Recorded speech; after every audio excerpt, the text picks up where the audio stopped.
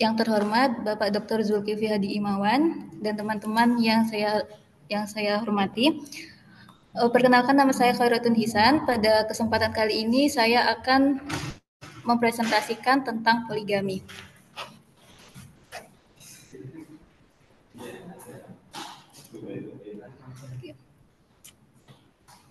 Dasar hukum poligami terdapat dalam surat An-Nisa ayat 3. A'udzubillahi minasyaitonirrajim. Wa in khiftum alla tuqsitu fil yatama fankihu ma taba lakum minan nisa'i masna wa thulatha wa ruba'. Fa in khiftum alla ta'dilu fawahidatan aw ma malakat aymanukum.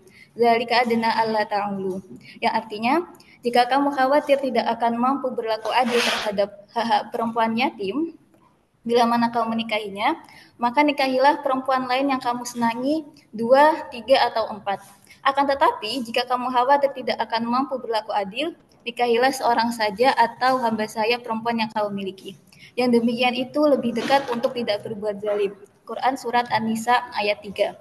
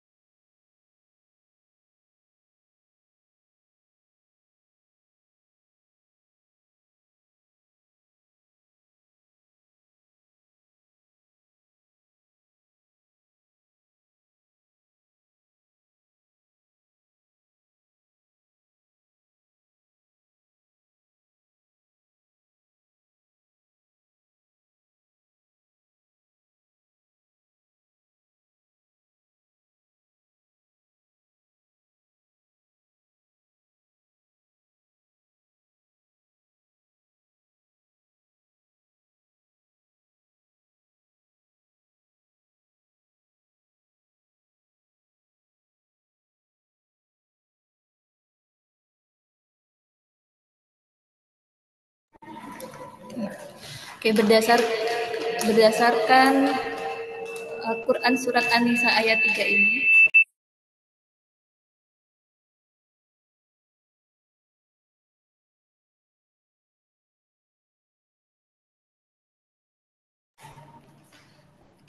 berdasarkan Quran Surat An-Nisa ayat 3 ini, asbabun nuzulnya sebagaimana yang terdapat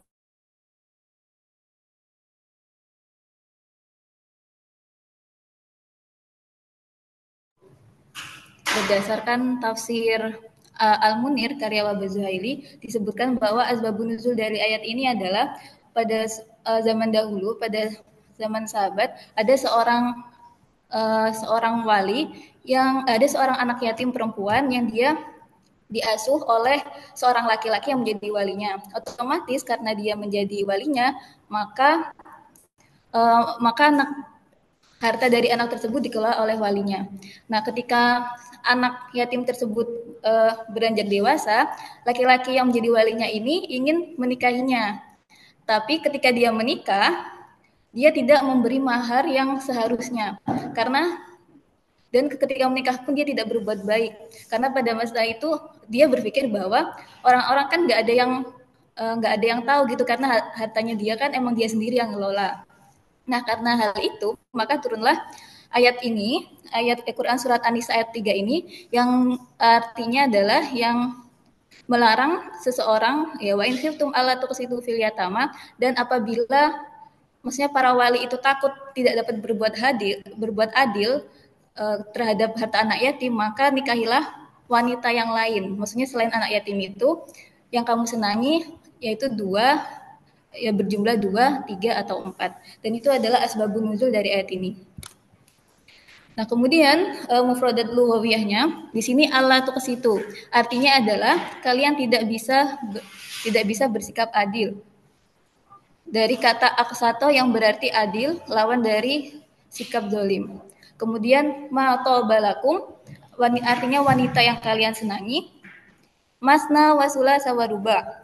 Nah, masing-masing kata bilangan ini menunjukkan bilangan yang disebutkan 2 kali. Jadi kata masna itu menunjukkan arti isnaini, dua, dua.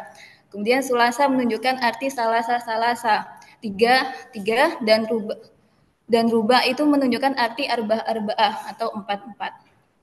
Nah, fa in khiftum alla ta'dilu, namun apabila kalian takut tidak bisa bersikap adil terhadap mereka, maksudnya mereka ini adalah wanita-wanita yang kalian nikahi di dalam masalah nafkah, giliran, mempergauli atau ini tidak bisa bersikap adil dalam hal nafkah dan giliran untuk masing-masing istri.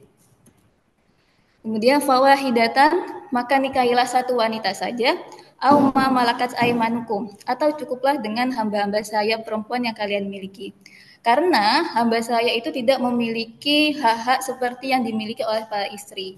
Jadi tidak ada kewajiban untuk berlaku adil.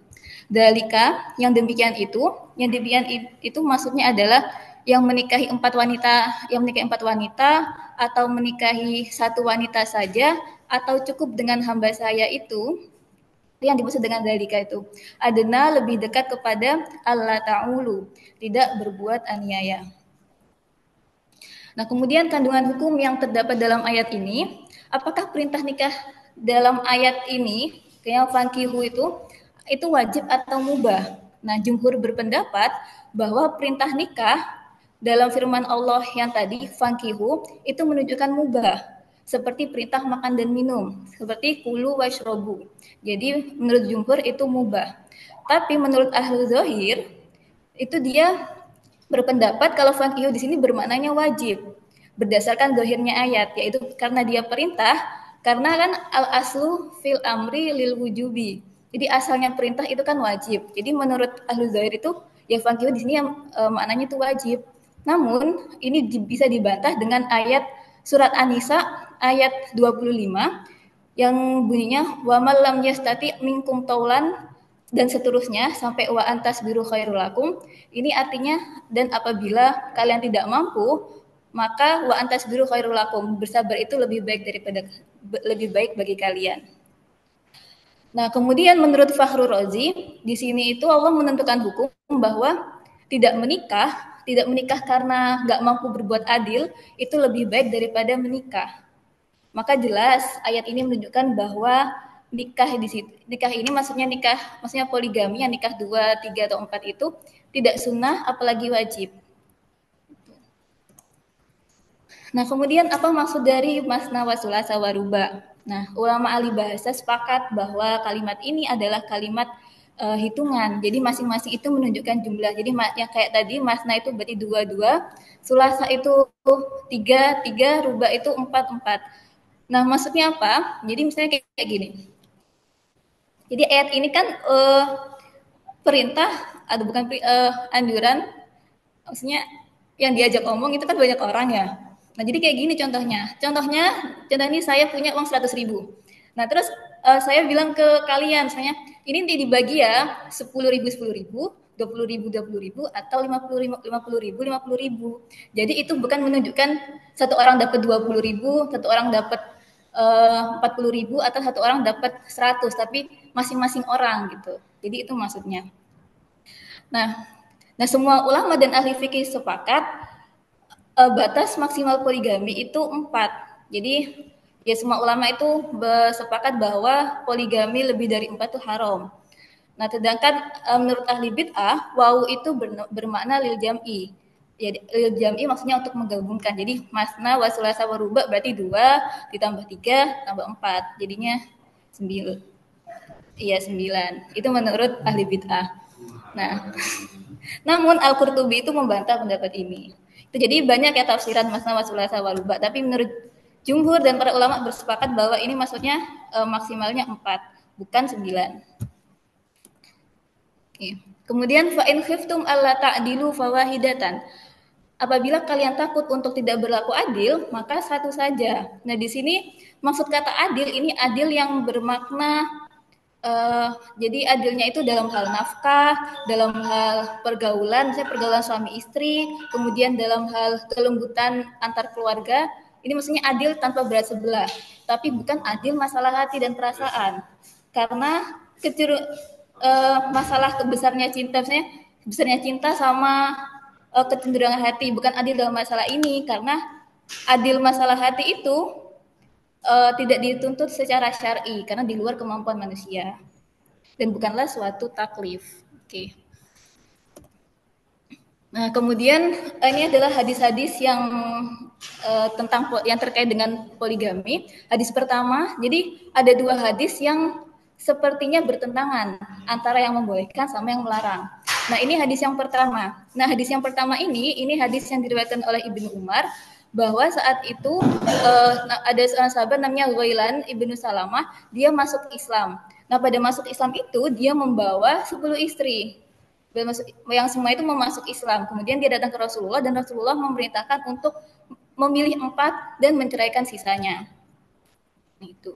Dan dari hadis ini menunjukkan bahwa memang batas maksimal poligami itu ada 4 dan juga poligami itu zaman dahulu merupakan sesuatu yang wajar atau lumrah bagi orang-orang jahiliyah sampai ada yang punya istri sampai puluhan gitu. Oke, kemudian hadis yang kedua, hadis yang seakan-akan bertentangan dengan hadis yang pertama.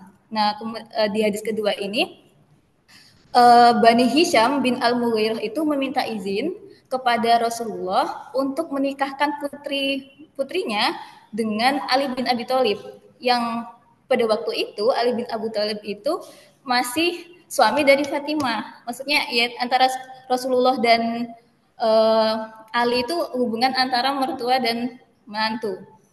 Nah, tapi Rasulullah bersabda, jadi intinya Rasulullah tuh tidak membolehkan Ali untuk berpoligami karena beliau bersabda, aku merasa senang dengan apa saja yang menyenangkannya dan aku merasa tersakiti atas semua yang menyakitinya. Namun hadis ini bukanlah hadis yang melarang poligami. Namun hadis ini merupakan hadis yang menggambarkan sifat manusiawi Rasulullah.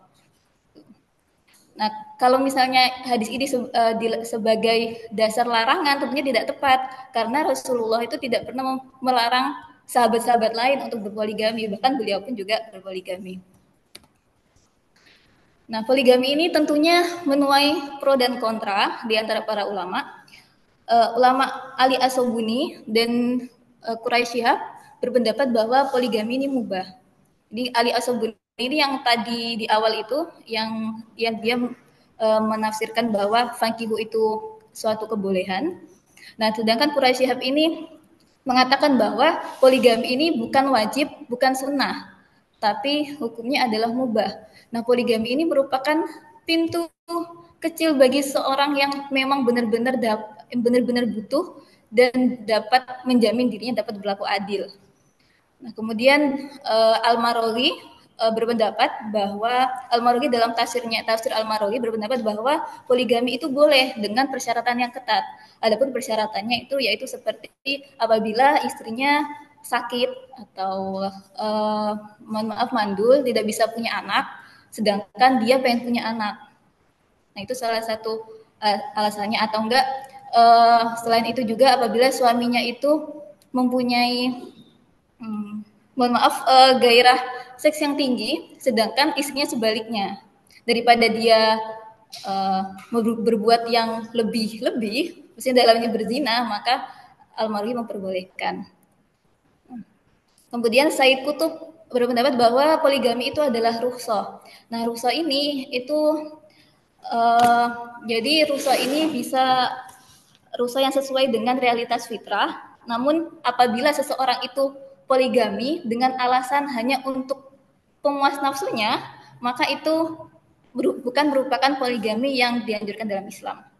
Oke, kemudian, nah ini adalah beberapa pemikir Islam kontemporer yang dia kontra dengan poligami, bahkan menganggapnya itu haram, atau mereka itu melarang poligami, seperti Musda Mulia, Fazlur Rahman, Muhammad Abduh, dan beberapa pemikir Islam kontemporer. Nah, alasannya kenapa? Karena menurut Musda Mulia, kalau seorang laki-laki itu poligami, berdasarkan realita yang ada, malah poligami itu menimbulkan ketidakadilan gender karena banyak sekali kasus-kasus seperti KDRT atau kasus-kasus kekerasan yang korbannya adalah wanita yang itu hasil dari poligami. Nah, karena dia melihat, Muza Mulia itu melihat bahwa banyak sekali mudorot yang dihasilkan dari poligami daripada maslahatnya, maka dia melarang poligami karena dia menganut kesetaraan gender ya.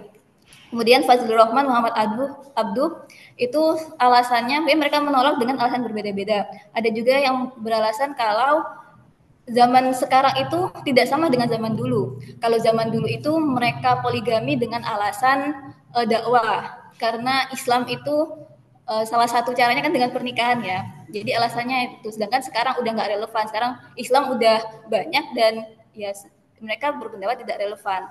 Terus yang kedua juga mereka berpendapat zaman dulu itu kan banyak terjadi perang membela agama Islam yang laki-lakinya itu banyak mati. Jadi besarnya jumlah perempuan itu membuat ya akhirnya zaman dulu diperbolehkannya poligami. Sedangkan sekarang tidak. Jadi mereka, Musa Mulia, Fadlur Rahman, Muhammad Abduh, dan beberapa pemikir Islam kontemporer yang lain berpendapat bahwa haram atau poligami itu dilarang.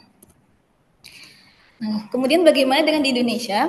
Nah, di Indonesia asas perkawinannya itu adalah asas monogami, yaitu ya ada satu orang, satu suami, satu istri asas monogami. Namun pengadilan agama atau pemerintah tidak mengharamkan atau memperbolehkan seseorang yang ingin berpoligami dengan alasan-alasan berikut.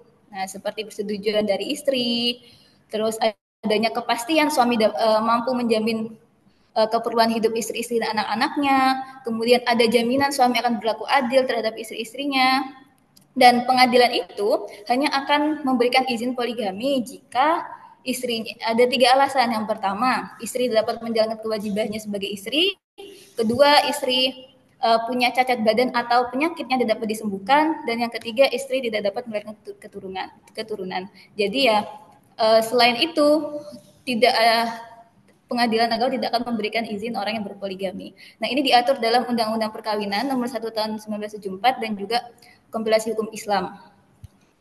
Nah, berbeda juga dengan di Maroko. Kalau di Maroko itu pemerintahnya melarang poligami, namun bukan pengharaman mutlak. Jadi aslinya melarang, tapi kalau ada yang mengajukan dengan alasan-alasan yang ketat, itu masih diperbolehkan. Berbeda juga dengan di Tunisia. Kalau di Tunisia itu benar-benar mengharamkan poligami. Itu juga udah ada dalam undang-undangnya. Yang melarang poligami itu awal mulanya adalah presiden pertama Tunisia, namanya saya lupa namanya, ada di makalah insya Allah. Nah, itu dia terinspirasi dengan pemikirannya Muhammad Abduh. Yang tadi Muhammad Abduh yang mengharamkan poligami. Nah, itu. Kemudian, apakah poligami masih relevan di zaman sekarang?